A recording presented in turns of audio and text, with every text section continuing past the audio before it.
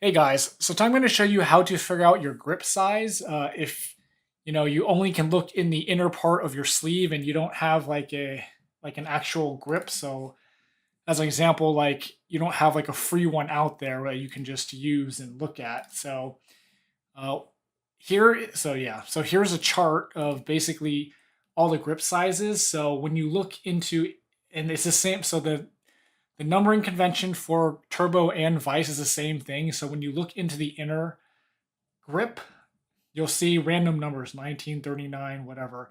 So we just take for an example, like this 41 is 41/64 of an inch is the actual size of the inner diameter. And that converts to a size 2.5 grip for both Vise and turbo. So if we look at an actual picture, so we take a look at this bowling ball here. So ring finger is 5 on this bowling ball. So if we go back to this chart here, if we look for 5, the number 5 is 5/8 of an inch in diameter, which is turns out to be a size 2 grip. If you're looking at a number, it's just, oh, I have 5 or 4.5, whatever. That's the actual number, but then now you've got the actual diameter of the inner part of the grip as well. So if we take another example here, so the middle finger on this one is 11.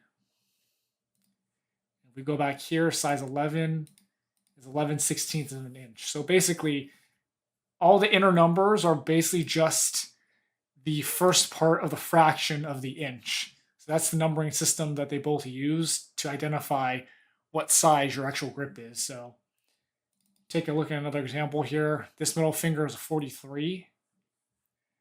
And a 43 is 43/64 of an inch, or a 3.5 size grip. So that's pretty much it. That's how you identify it. If you don't actually have like a grip that you can have out in the open, you don't want to like tear apart your bowling ball to pull the grip out to see what size it is. That's how you look at it. Just look at the inner number. And you can use this chart here, which I'll put in the description as well. So you can just see what size you are, and then you can tell your pro shop operator what size grips you need, or you can order them online if you're doing it yourself. And that's why you doing this in the first place, because you didn't know, and now you know what size to order. So I hope that was helpful. If you have any comments, let me know below. And thanks for watching.